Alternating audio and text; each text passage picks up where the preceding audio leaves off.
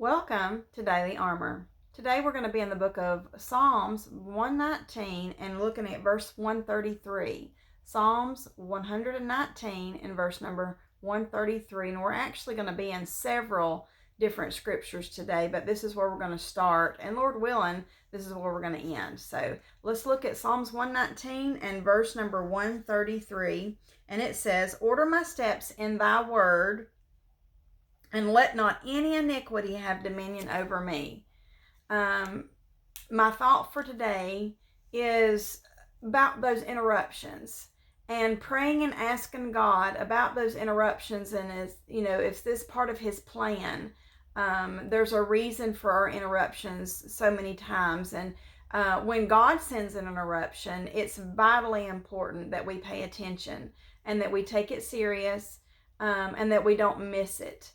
It could be the slightest of interruption. It could be that someone's popped in your head that you've not thought about in years. Don't disregard the interruption of your thoughts, that maybe you're supposed to stop and pray for that person and you don't know what's going on. You don't have to know what's going on. When we pray for people, it is not an opportunity to gossip and learn and, just like trying to soak up what's going on in everybody's life. I don't have to know all these things. I can't handle knowing all these things. Sometimes they are, they drag me down. Sometimes that they're heavy and I can't carry them, but I carry them to the Lord in prayer because He's the one that can handle the load. So, but today our thought is really about God in the interruptions and praying that we don't miss it and praying that we seize the moment. It may cause a different direction. It may cause us to take a different path than what we had planned. But if you are anything that's that I've got planned is always up for interruption. That's just been my whole life. It's just been full of interruptions, and I've kind of just had to roll with it. Every day I have a list of things I want to get done, that I want to do. And every day something changes, either by the way of a phone call or, just so many different things that can interrupt, that change my plans. Somebody else can have plans for me that I didn't factor in. But I know that a lot of times I can shift things around. And so many times as well that my stuff gets put on the back burner because there's something else that's interrupted my day, that is taking precedence, that is more important. I want to take us to just a couple of examples I think that are very good examples, and there's probably like buku-doodles in the Bible. I've already thought of, as I was looking at these two examples, I'd already thought of another instance. So there's probably so many. It would be fun to study out the interruptions in the Bible. That would be something that would be probably eye-opening to the interruptions that are in the Bible. But I want you to look at the book of Luke, chapter number 1. Go to Luke, chapter number 1, and we'll be looking at Mary, who had an interruption. If you'll go down to verse number 27, Luke chapter 1 and verse 27, and it says, "To a virgin espoused to a man whose name was Joseph, of the house of David, and the virgin's name was Mary." So here we're hearing that Mary and Joseph are engaged. This couple is thinking about, they're going to be married within this, this next year. They've got plans. They, thinking about where are they going to live, and got your typical plans of engagement, planning the wedding, the ceremony, the all these things that go on with an engagement. But I want you to notice that it gets interrupted.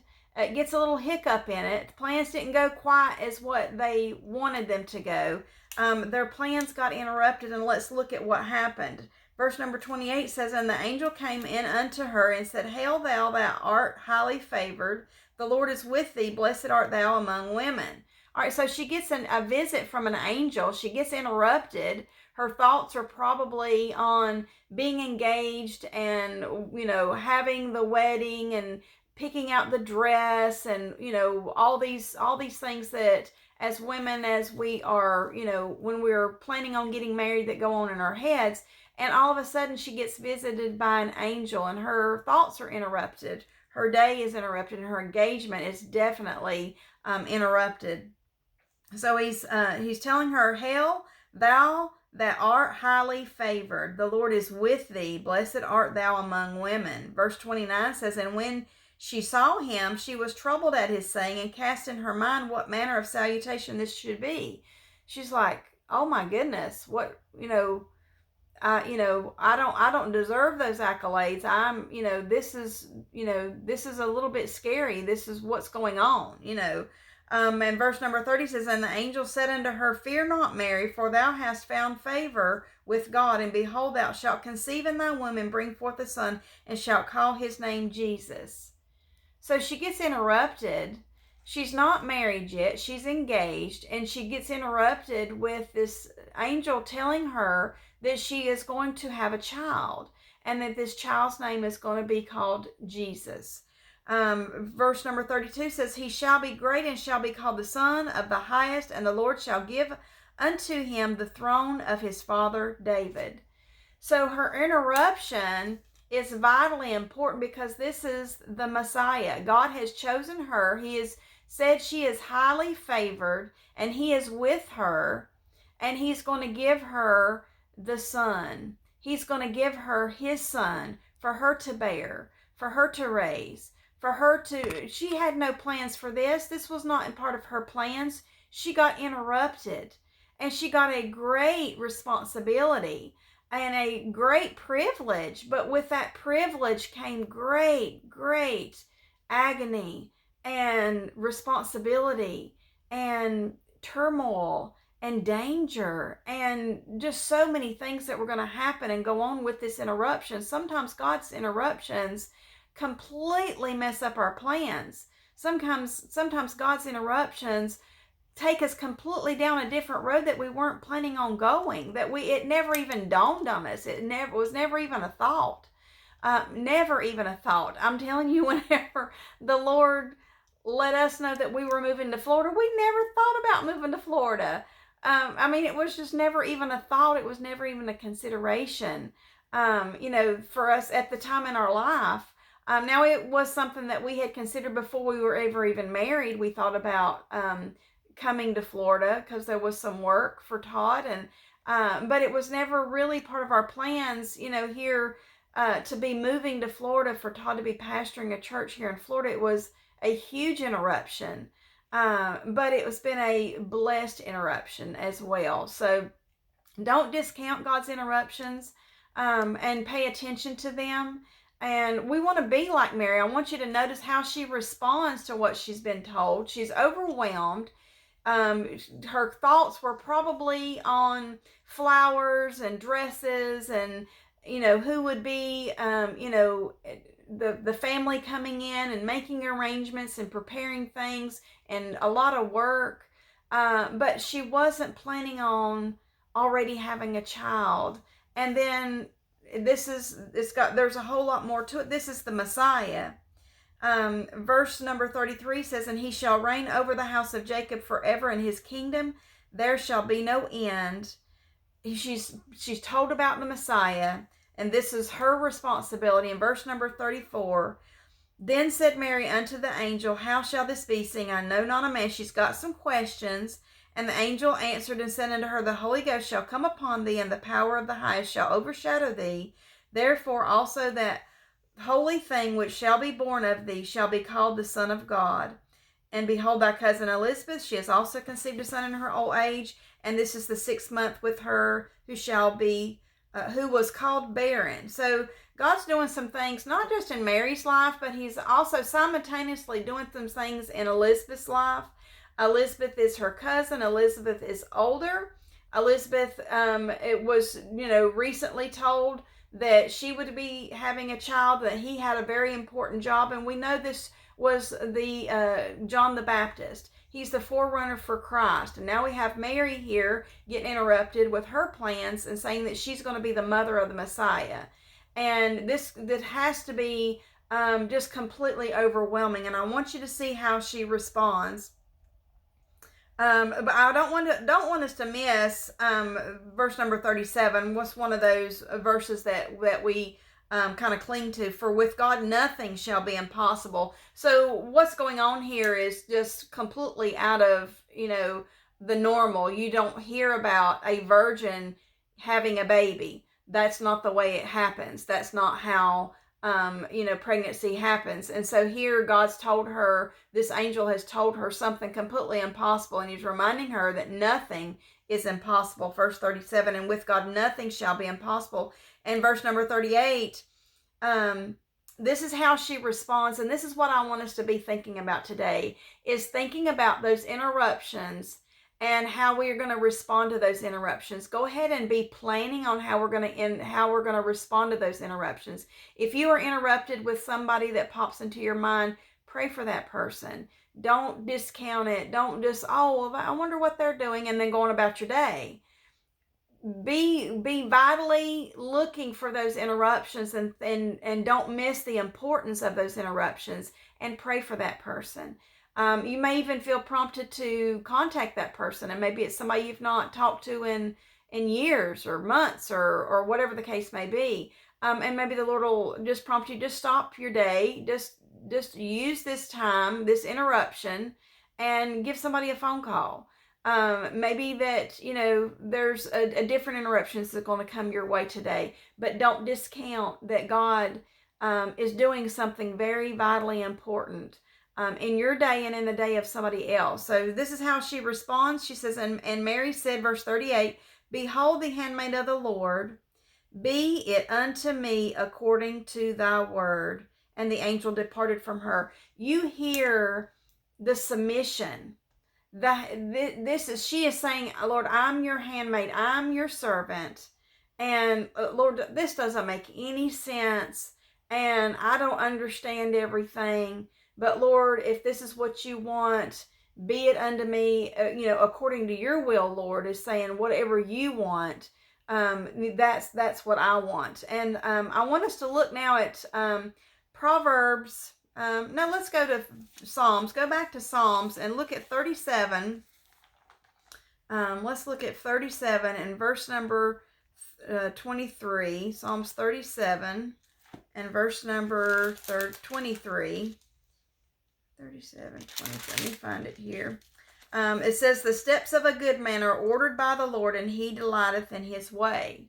So a good man, a good woman, one that is wanting God to be pleased, one that is wanting the Lord to have reign and rule in their life, that is ready, this person, the steps of this person are ordered by the Lord. They're not going to be pushing away this interruption. They're not going to be ignoring an interruption. They're not going to be discounting an interruption, and they're not going to refuse an interruption. Mary, we saw here back in verse number 38 of Luke chapter 1, that she accepted this interruption, even though how was she going to explain this to Joseph? How was she going to explain this to her parents? What was going to happen to her? She's going to be in great danger because of this. This was going to be something, she could be killed for this, because who's going to believe that, the angel came to her? What are they going to think? They're going to think that she's been being promiscuous, and that she's been out here with somebody else. What's Joseph going to think? He's going to think he's been betrayed. He's going to be crushed. He's going to be humiliated. Can he handle that humiliation? Can he handle what people think? What were people saying about Mary and Joseph after he had accepted her, after the Lord, sent an angel to come to him to say, this that's in her is of the Holy Ghost, and letting him know she's not been unfaithful, but because of her faithfulness, God has chosen her.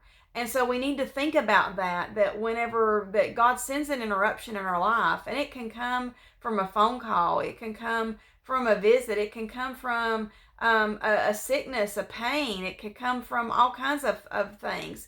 You may have plans for your day, and they get interrupted. don't discount them, and just accept them and ask the Lord how that He might use you. Be like Mary and say, Lord, bid it unto me, whatever that you want, be it unto me. I want to be accepting of your will, and that's what it takes for this verse here in 37:23 of Psalms to come to be, that the Lord will order your steps. You have to be willing to submit to those. I want to take us to Proverbs. Well, let's go over to Proverbs. If you'll just skip on over to that and look at chapter 16, Proverbs chapter 16. And look at verse number 9, I think. Let me put my glasses on so I can see for sure. I've got it already underlined in my Bible. Verse number 9.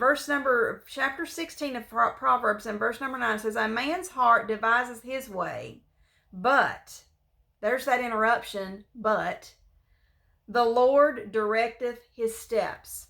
Have you ever had plans? I'm in the middle of trying to make some plans. This week has been a lot of planning, a lot of things out in the future. I've been trying to plan some things for the church, been trying to plan some things for Todd and myself, some, little a day here, a couple of days there, whatever. I've been trying to plan a family vacation. I've been planning, a trip maybe to go visit family back home, just trying to make some plans. Also, we have been trying to make plans to go on a little, I would say, mission trip, just a little small one. And we actually thought we were going to go do that last weekend, but we just felt like that we weren't supposed to, but we didn't really know why. And Todd and I, as we discussed our plans last weekend, we were like, okay, this is what we're going to do unless something comes up, unless there's an interruption.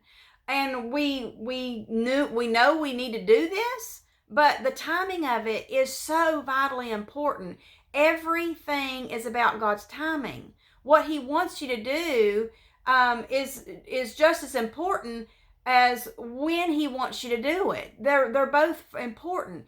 We know we're going to go do this little mission event. We're going to do this little, trip, but when we do it is vitally important. And last weekend, we had made plans, but we knew that we possibly were going to get interrupted, and we didn't know when, and we didn't know with what.